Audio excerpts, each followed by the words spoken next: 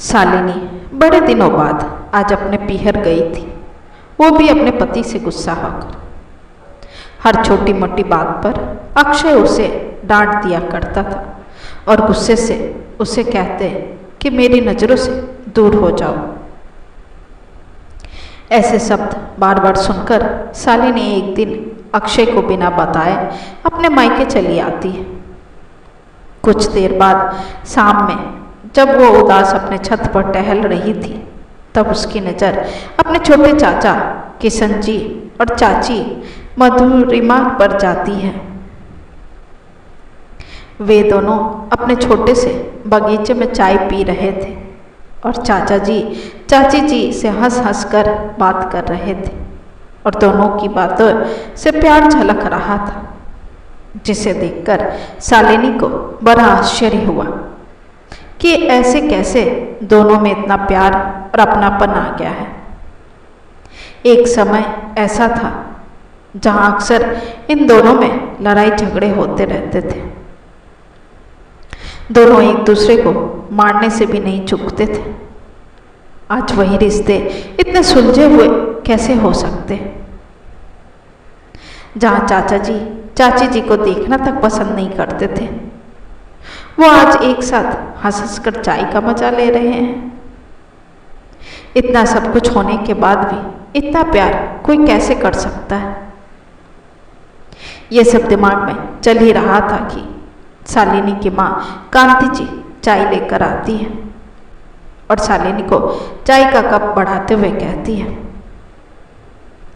क्या बात है शालिनी, जब से तू आई है बिल्कुल शांत है। चेहरे पर भी वह खुशी दिखाई नहीं दे रही है जो होनी चाहिए। बता ना क्या हुआ है शालिनी? कांति जी शालिनी के बुझे चेहरे को देखकर बोले जा रही थी और शालिनी एकटक चाचा जी और चाची जी के प्यार भरे रिश्ते को निहार रही थी। जब कुछ जवाब शालिनी की तरफ से नहीं आया, तब कांति जी ने शालिनी के हाथों को हिलाया और फिर बोली, कहाँ खोई हुई है तू? कब से मैं तुझसे पूछ रही हूँ और तू जवाब ही नहीं दे रही है। कुछ नहीं माँ, बस चाचा जी और चाची जी को देख रही थी। जब हम छोटे थे तो दोनों के रिश्ते बड़े अजीब हुआ करते थे, पर आज चाचा जी और चाची जी का इतना प्यार भरा रिश्ता देखकर आश्चर्य हो रहा है कि ऐसा भी होता है क्या? क्या सच में माँ लड़ाई झगड़े से भी प्यार होता है? हाँ मेरी लाडो, पति पत्नी का रिश्ता ही होता है ऐसा, जहाँ प्यार भी होता है और झगड़े भी होते हैं, नफरत भी होता है और एक दूसरे को ना देखो तो बेचैनी भी होती है। माना तेरे चाचा चाची बहुत झगड़ते थे, पर तेरे चाचा हमेशा लोगों के सामने अपनी पत्नी का सम्मान करते थे। 10 लोगों के बीच कभी भी अपनी पत्नी का अनादर नहीं करते थे। और औरत तो होती ही है सम्मान की भूखी।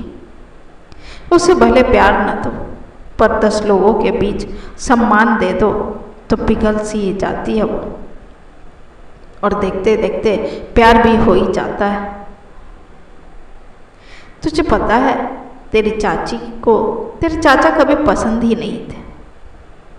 शायद वो जो ढूंढ रही थी अपने पति के अंदर, वो गुण तेरे चाचा जी में नहीं था, और तेरे चाचा जी को भी तेरी चाची का रंग रूप नहीं भाता था।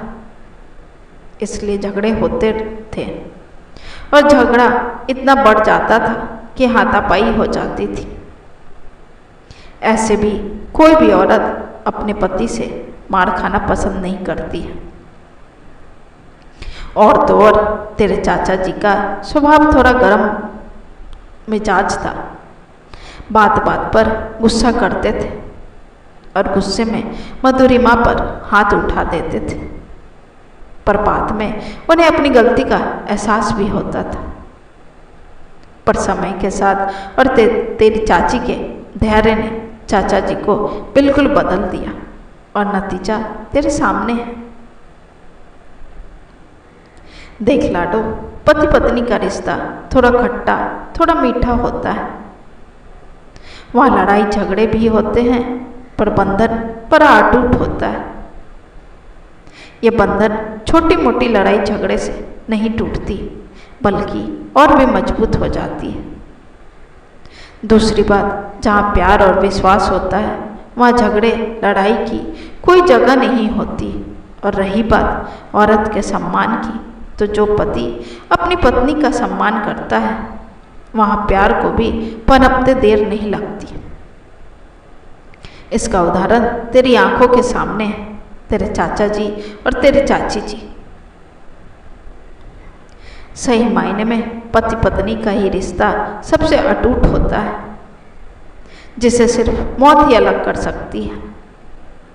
जीवन तो यही है मेरी लाडो, और इसी जीवन में असली मजा है। चल छोड़ इन बातों को और अपनी उदासी का कारण बता। कुछ नहीं माँ, बस आपके दामाद से नाराज हूँ। वो मुझसे हमेशा झगड़ते रहते हैं और कहते हैं मुझसे दूर चली जाओ। डबडबाई आंखों से शालिनी अपनी मन की पीड़ा अपनी माँ को कहती है। दरअसल अक्षय शालिनी के साथ अकेले रहता था, अपने माता पिता से दूर, और अक्सर अपने कामों में व्यस्त रहता था। अब उसका काम ही था ऐसा कि उसे किसी भी वक्त अपने क्लाइंट से बात करना पड़ता था। फिर ऑफिस का पेंडिंग काम भी उसे घर आकर ही खत्म करना पड़ता था, जिससे वो शालिनी को ज़्यादा समय नहीं दे पाता था, जिसके कारण शालिनी को काफ़ी अकेलापन महसूस होता था। उसने तो सोचा था कि अक्षय के साथ वो काफ़ी समय बिताएगी, पर यहाँ तो बिल्कुल भी उल्टा हो रहा था। यहाँ तक कि रात को भी शालिनी अक्षय से बातचीत नहीं कर पाती थी, और इसलिए वो बीच बीच में अक्षय से बात करने के लिए उसके काम के बीच अवरोध बन जाती थी, जिसकी वजह से अक्षय को बहुत गुस्सा आता था, और फिर वो गुस्से से शालिनी को डांट कर भगा देता था, ये कहकर कि दूर हो जाओ मेरी नज़रों से। पर वो दिल से कभी नहीं चाहता था ऐसी बातें करना, पर कहते हैं ना, गुस्से से निकले शब्द सामने वाले को ज़्यादा ही लहूलुहान कर देते हैं। ठीक ऐसे ही अक्षय की कड़वी बातें शालिनी को काफ़ी चुप सी जाती थी, और इसलिए एक दिन वो बिना बताए अपने मायके चली आती है, और अपनी माँ के पूछने पर अपने दर्द को उनके सामने रख देती है। शालिनी की आंखों में पानी देखकर कांति जी शालिनी के गालों को छूते हुए कहती है, लाडो, वो तो ऐसे ही गुस्से में कहते होंगे दामाद जी, उनकी भी तो कुछ परेशानी होगी, इसलिए गुस्से में बोल गए होंगे। उनकी बातों का दिल पर नहीं लगाना चाहिए। देख दामाद जी, ऐसे बिल्कुल नहीं है। मैंने उनकी आंखों में तुम्हारे लिए कितना फिक्र देखा है, प्यार देखा है।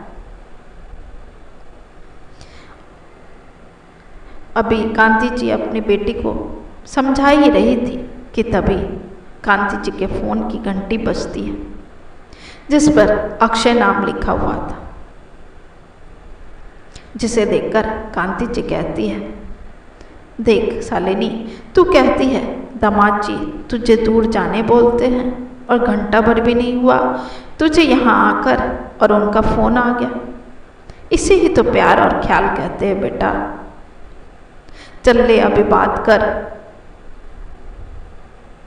माँ की बात सुनकर शालिनी कहती है, मुझे नहीं करनी है बात माँ, आप ही कर लो। शालिनी के ऐसा कहने पर कांति जी फ़ोन उठाती है। दूसरी तरफ से अक्षय माँ को प्रणाम करता है और कहता है, माँ शालिनी आई है वहाँ क्या? मैं कब से उसका फ़ोन ट्राई कर रहा हूँ, लग नहीं रहा है। एक तो बिना बताए निकल गई, और ऊपर से फ़ोन भी नहीं लग रहा है उसका। पता नहीं कहाँ गई होगी।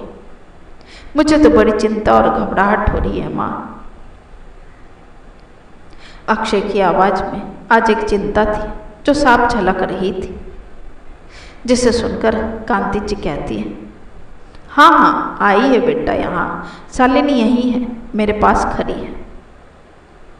ऐसा कहकर फोन शालिनी की तरफ बढ़ा देती है कांति जी और शालिनी को कहती है, बात कर अपने पति से। शालिनी फोन लेती है। दूसरी तरफ अक्षय का हैरान परेशान सा आवाज आता है, बता के नहीं जा सकती थी? देखो मैं कितना परेशान हो गया हूँ तुम्हें ढूंढ ढूंढ कर, और ऊपर से तुम्हारा फोन भी बंद आ रहा है। बता के नहीं जा सकती थी शालिनी? खामाखा डरा दिया तुमने मुझे। चलो ठीक है, अभी मैं आ रहा हूँ तुम्हें लेने, तुम रेडी रहना। अक्षय की बात सुनकर शालिनी कहती है, मैं नहीं आऊँगी अक्षय, तुमने ही बोला था ना जाओ मुझसे दूर, फिर मैं क्यों आऊँ? मैं नहीं आऊँगी। ऊपरी गुस्से से शालिनी अक्षय को कहती है। फिर अक्षय कहता है, अरे यार अब माफ़ भी कर दो शालिनी, गलती हो गई। तुम्हें तो पता ही है ना, जब मैं कुछ इम्पोर्टेंट काम करता रहता हूँ उस समय मुझे किसी प्रकार का अवरोध नहीं चाहिए रहता है, पर तुम बीच बीच में आकर परेशान करने लगती हो तो मुझे गुस्सा आ जाता है। ऐसे में मुझे वही करना पड़ता है जो तुम्हें अच्छा नहीं लगता है। तुमको भी तो समझना चाहिए शालिनी कि ऑफिस का काम कितना इम्पोर्टेंट है, और ये सब तुम्हारे लिए ही तो कर रहा हूँ मैं। अक्षय की ऐसी बात सुनकर शालिनी फिर से कहने लगती है, फिर से शुरू हो गए ना अक्षय तुम, फिर से मेरी ही गलती तुम्हें नजर आ रही है, मैं नहीं आऊँगी।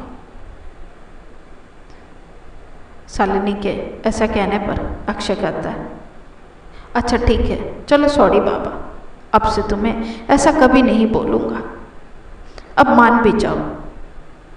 अब मैं फ़ोन रखता हूँ और 15 मिनट में तुम्हें लेने आता हूँ। ऐसा कहकर अक्षय फ़ोन रख देता है और शालिनी के दिल के सिकवे गिले भी अक्षय की सॉरी से दूर हो जाता है। प्रिय दोस्तों, औरत धन दौलत की भूखी नहीं होती, बल्कि उसे तो प्यार और सम्मान की भूख रहती है। औरत का असली कहना उसका आत्मसम्मान होता है, और जो पुरुष उसके आत्मसम्मान की रक्षा करता है उसके लिए तो अपने प्राण भी निछावर कर देती है। और पति पत्नी में रूठना मनाना, छोटी मोटी झगड़े लड़ाई होती रहती है।